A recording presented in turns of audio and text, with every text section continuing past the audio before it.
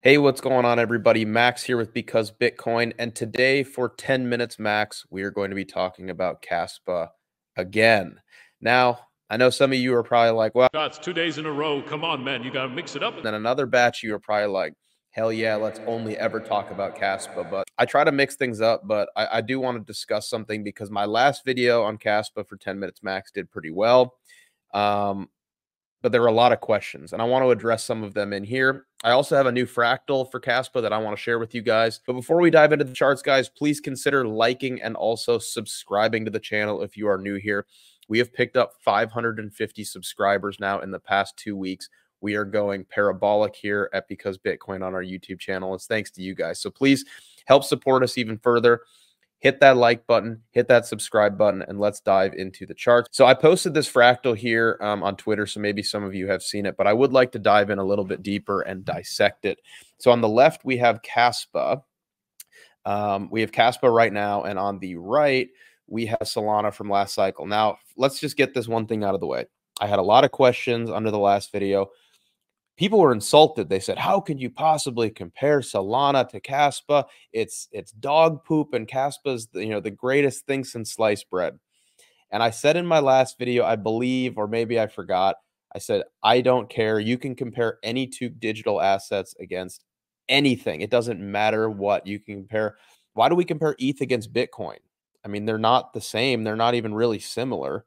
I mean, why do we chart Sol against ETH? Why do we chart BNB against ADA? I mean, there's infinite pairs, right? What I'm trying to show here is not any similarities between KASPA and Solana from a fundamental perspective.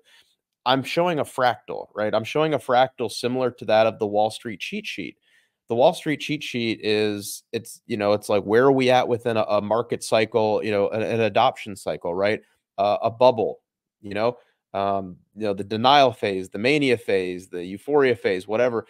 This is my own version, right? So Solana was a blue chip asset last cycle and will probably be again this cycle. And it's my belief that KASPA is going to rise the ranks and become a top 10 by market cap and probably even top 5. It's got a chance if we exclude stable coins by market cap, which could send it into the hundreds of billions by market cap, which brings me to my second point, is that my fractal here and also in my last video, it has KASPA basically, running up to $1.30, $1.60, $1.70, basically shy of $2. And a lot of people said to me, "Look, Max, that's not accurate. That's not right. We're going to go much higher." I would agree with you. We are going to go a lot higher. I can't possibly forecast out that far as we're sitting at a $4 billion market cap. Let's hit 25, 30, 40, 50 billion market cap. And then let's do a little bit more research and see where we might go next, But this, what I'm studying right now is KASPA's rise to the top, not where it ultimately ends up, but its ascent to mainstream adoption. So this is a fractal, again, expanding on some of those thoughts.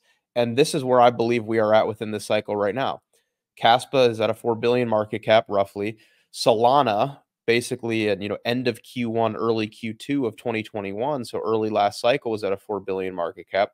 And the sentiment around it right now is the following: I'm so late. This one guy on Twitter is already up 25x. And that's true. I know those guys on Twitter that are up 25x. I'm not one of them, but I know them. So it's hard to buy something that's perceived to be up so much already. And people were saying that with Solana here, at $20, because there were guys buying it at $1 or $2. That was a real thing that happened. But what I find even more interesting, guys, is what comes next. If you look here at this blue circle, when Solana last cycle finally flipped 10 billion market cap, the elusive, the mysterious 11-figure market cap, 10 billion level. Very shortly after that, Coinbase and Kraken both listed Solana for their US customers. Now let's take a look at it, guys. Let's take a look at it. Here, I should have these here yesterday. So here's Coinbase, guys. Look at where it got listed, right? And look what happened after it got listed. This was June 17th. All right, now let's go back. You can see here, June 17th, right in here. Now let's go back again. We're going to look at Kraken. and I'm going to explain why it's significant. All right. Kraken listed it as well. So the price action that I had, we actually went up here, then we pulled back, and then they listed it here June 19th, right? So the significance of it is, Solana had its rise to ascent, but a lot of these US exchanges, they don't list microcaps, they're hesitant to. Sometimes they do, but there's a barrier to entry. And for a lot of these projects, they wait, specifically the promising ones. They wait for that $10 billion market cap, and then they list it. And why is that important? Well, a lot of big money, trades on Coinbase and Kraken. It's wealthy US customers. They trade on these exchanges. Right now, um, you can't buy KASPA on Coinbase or Kraken. You have to go through some other exchanges, smaller exchanges, international exchanges. But I'm telling you, when KASPA finishes this move and flips that 10 billion market cap, it's already on their radar. They're watching it, somewhere in this accumulation range. And again, it's never gonna be perfect. We're probably not gonna look exactly like this, but it's the spirit of the move, right? So maybe we do something like this instead. We could just go up like this, little pullback, and then we go up. We don't have to wait until October. Maybe we do, maybe we don't. The point being is the psychology, the market cycle adoption. That's what these fractals are for, is not to compare two assets and say, well, fundamentally they're the same or they're different. It's to understand how Solana last cycle, as one of the top projects, was adopted psychologically by the market and also by exchanges, and how they played their role in this. Up until this point, Solana was only available on smaller exchanges. And then once it flips this level, we start to reaccumulate. It gets listed on Coinbase and Kraken. Wealthy US customers now have access to it. And look at what happens. The same thing I am projecting will happen here with KASPA. This is where your mania phase happens. The reaccumulation phase between 20 cents and 35 cents, and then its rise to mainstream adoption, which of course is going to be spearheaded by major US exchanges listing it. All right. So anyways, very interesting fractal here in my opinion. I'm fully expecting something like this.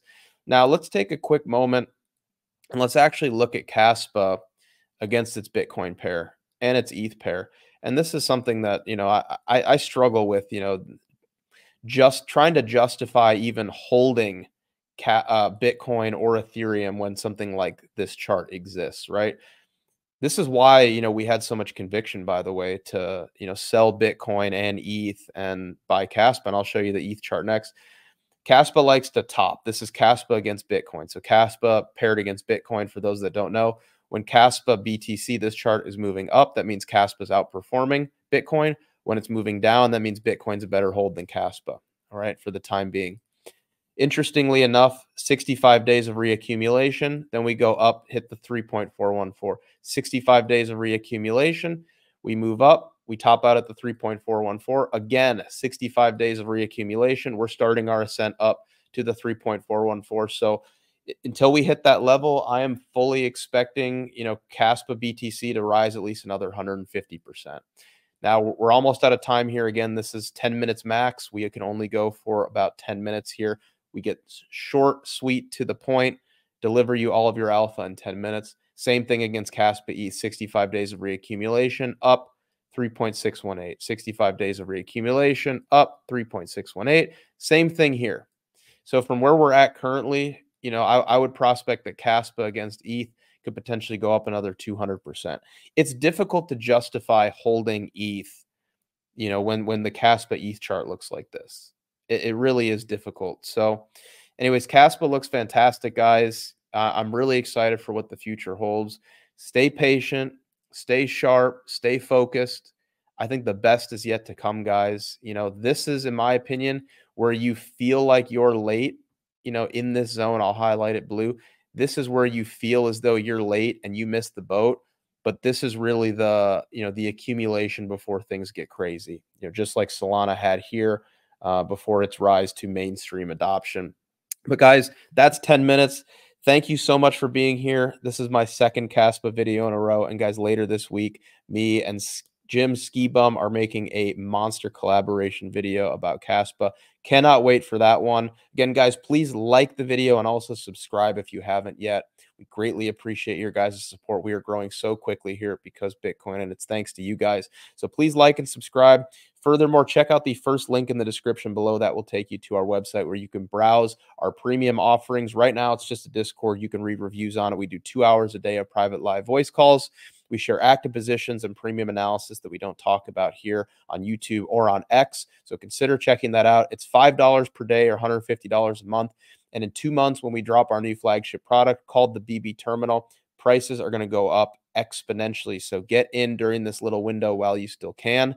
Again, you will not regret it. At least consider trying it out. And guys, thanks so much for being here. Please like and subscribe, and we will see you next time. Take care.